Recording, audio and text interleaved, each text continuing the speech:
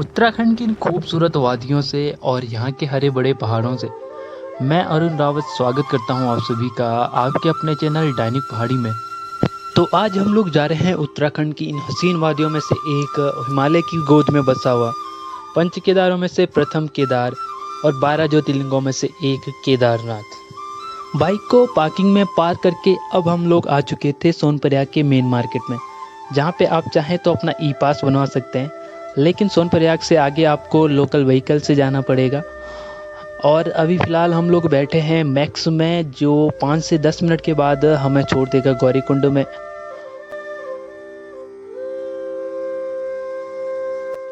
गौरीकुंड वही जगह है जहाँ से हमें अपने केदारनाथ ट्रैक का पैदल ट्रैक स्टार्ट करना है, और ट्रैक स्टार्ट करते ही आपको गौरी मंदिर और साथ में तप्त कुंड भी दिख जाएगा, जिनका कि जो रिकंस्ट्रक्शन का काम है 2013 की आपदा के बाद से ही चला हुआ है।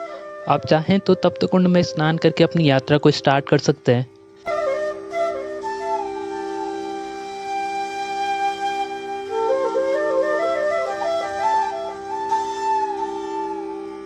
तो अभी टाइम हो रहा था सुबह के 9:30 और हम लोग गौरीकुंड से लगभग आधा किलोमीटर आगे आ चुके थे।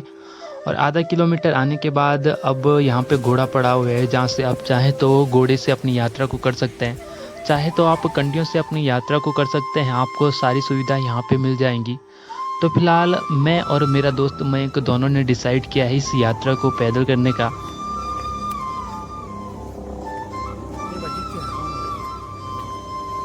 गौरीकुंड से लगभग 1.5 किलोमीटर के बाद आता है भैरव मंदिर, जहाँ पे भैरव बाबा का एक छोटा सा मंदिर भी है, और जंगल चट्टी रह जाता है यहाँ से मात्र आधा किलोमीटर। जंगल चट्टी में थोड़ा सा पानी भरने के बाद अब हम लोग अपनी आगे की यात्रा को धीरे धीरे कंटिन्यू कर रहे थे। गौरीकुंड से लगभग 6 किलोमीटर का पैदल ट्रैक करने के बाद अब हम लोग आ पहुंचे थे भीमबली। अगर यहाँ तक की बात करूँ मैं तो चढ़ाई बिल्कुल नॉर्मल सी थी। भीमबली क्रॉस करते ही यहाँ से आपको 2 रास्ते मिलेंगे जो आगे जाके एक जगह पे फिर से मिल जाते हैं, लेकिन भीमबली से आगे की जो चढ़ाई थी वो हार्ड होने वाली थी, क्योंकि मैं पिछले 2-3 सालों से लगातार बाबा केदार के दर्शन करते हुए आ रहा हूँ।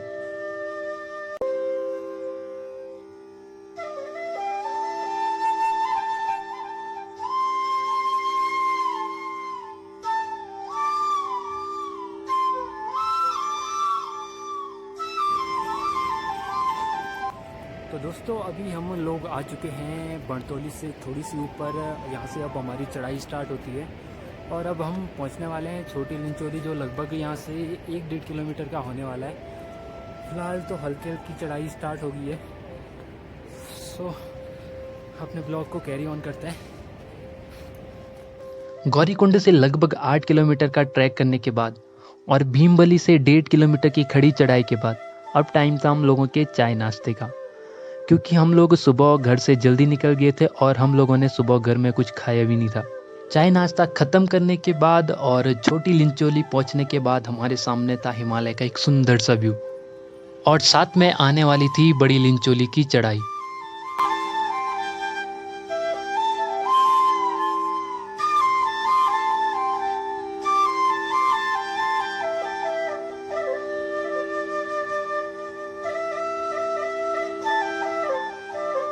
बड़ी लिंचोली को पार करने के बाद और हिमालय के इन सुंदर नज़ारों के साथ अब हम लोग पहुंच चुके थे छानी कैंप, और इसके बाद यहाँ से केदारनाथ रह जाता है मात्र 4 किलोमीटर।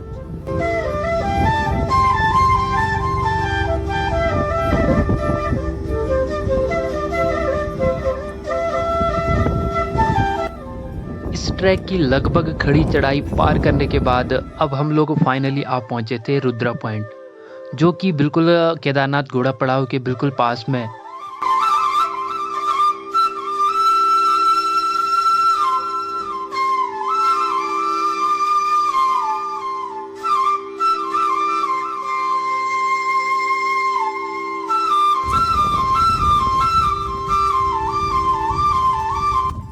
रुद्रा पॉइंट को क्रॉस करने के बाद अब हम लोग आ पहुँचे थे घोड़ा पड़ाव। और यहाँ से जो हिमालय का व्यू था ना, सही में आप लोगों को बता नहीं सकता। यहाँ से जो हिमालय का व्यू देखने में जो फीलिंग आ रही थी, वो सिर्फ यहीं आके आप उसको फील कर सकते हैं। तो केदारनाथ आने वाले यात्रियों के लिए केदारनाथ के बिल्कुल पास में हेलीपैड बनाया गया है। चाहे तो आप हेली से अपनी यात्रा कर सकते हैं। फाइनली अब हम बाबा केदार के मेन गेट तक आ चुके थे और अब हमारे और बाबा केदार के बीच कुछ ही सीढ़ियों का फर्क रह जाता है। दोस्तों, अगर आप भी केदारनाथ आने का प्लान कर रहे हो तो सबसे पहले केदारनाथ मंदिर में पहुंच के अपने रूम का अरेंजमेंट कर ले, क्योंकि अगर आप लेट होते हो तो हो सकता है आपको रात को बाहर ही रुकना पड़ सकता है।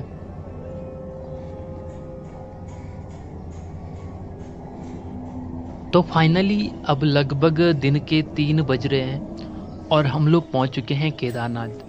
और अगर मैं इस ट्रैक की बात करूं तो हमने सुबह लगभग 9:30 बजे अपना ट्रैक स्टार्ट किया था। और अगर वहीं मैं मौसम की बात करूं तो मौसम बिल्कुल धूप छाई हुई है। और साथ ही अभी ठंड की बात करूं तो ठंड बिल्कुल नॉर्मल सी है। साथ ही आप देख रहे होंगे यहाँ पे श्रद्धालुओं की काफ़ी भीड़ लगी हुई है। लगभग इंडिया की हर जगह से यहाँ पे श्रद्धालु आए होंगे। लेकिन मैं आपको एक बात बता दूं कि जो फीलिंग, जो शांति यहाँ पे रह के आपको मिल सकती है, वो आपको सिर्फ यहीं आके मिल सकती है।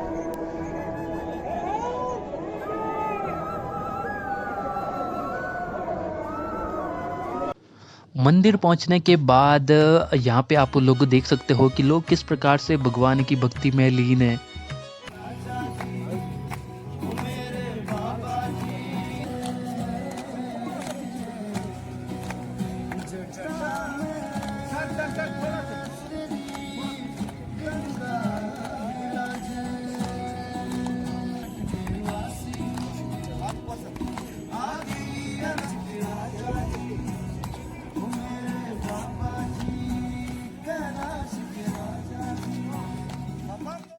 थोड़ा सा रेस्ट करने के बाद और केदारनाथ में धीरे धीरे धूप ढलने के साथ ही केदारनाथ में जो ठंड थी वो धीरे धीरे बढ़ रही थी, क्योंकि यहाँ पे रात को जो टेम्परेचर होता है माइनस में चला जाता है।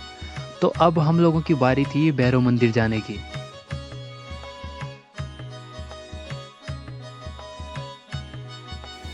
तो गाइज अभी हम लोग जा रहे हैं अष्ट भैरव मंदिर में, जो कि यहाँ से लगभग 1 से 1.5 किलोमीटर है। अब मुलाकात करते हैं सीधे ऊपर जाके। फिलहाल तो यहाँ पे बहुत ज़्यादा ठंड है। केदारनाथ में 5 नदियों का संगम भी माना जाता है, जिनमें मंदाकिनी, मधुगंगा, सरस्वती, स्वर्गगौरी और क्षीणगंगा है। पर इन प्रेजेंट अभी यहाँ पे सिर्फ आपको मंदाकिनी के ही दर्शन होंगे। चलते चलते आपको थोड़ा सा केदारनाथ मंदिर के बारे में बता दूं। केदारनाथ मंदिर उत्तराखंड के रुद्रप्रयाग जिले में स्थित है। केदारनाथ मंदिर पंच केदारों में से प्रथम केदार, 12 ज्योतिर्लिंगों में से एक और उत्तराखंड के प्रमुख 4 धामों में से एक है, जिसकी जो सी लेवल से हाइट है लगभग 11,755 फीट है।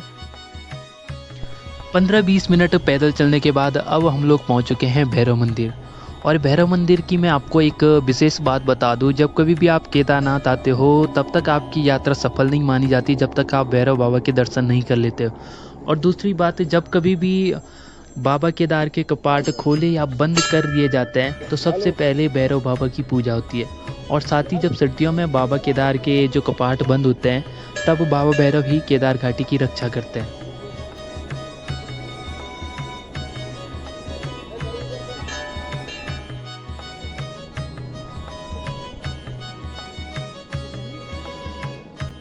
धूप ढलने के साथ ही बाबा भैरव जी का मंदिर, बाबा भैरव के मंदिर से वापसी के टाइम केदारनाथ मंदिर के पीछे भगवान शिव के विभिन्न रूपों का वर्णन किया गया, जिनको आप लोग भी देख सकते हैं।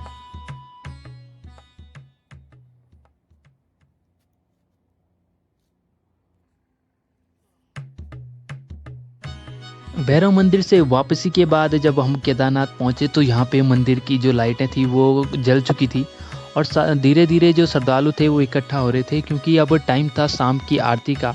और मैं आपको बता दूं, जो शाम की आरती होती है लगभग 6 से 7 बजे के बीच में होती है।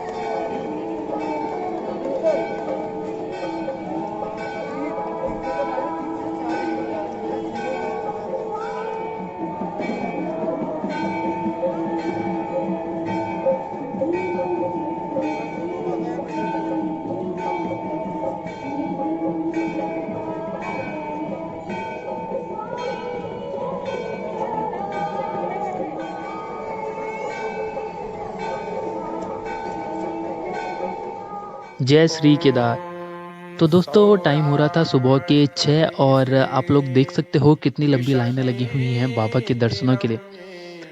तो दोस्तों आज का जो हमारा प्लान है वो है वासुकी ताल जाने का, जो कि यहाँ से लगभग 8 किलोमीटर की खड़ी चढ़ाई होने वाली है।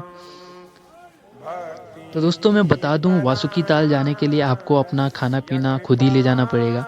तो इसलिए अभी हमें खाने पीने का अरेंजमेंट करना बाकी है। तो दोस्तों ये थी हमारी पहली वीडियो केदारनाथ मंदिर पर, और दूसरी वीडियो होगी केदारनाथ से वासुकी ताल की। तो दोस्तों अगर आपको वीडियो थोड़ी सी भी अच्छी लगी तो लाइक करें, और चैनल सब्सक्राइब नहीं किया है तो चैनल को ज़रूर सब्सक्राइब करें। तो मिलते हैं दूसरी वीडियो में।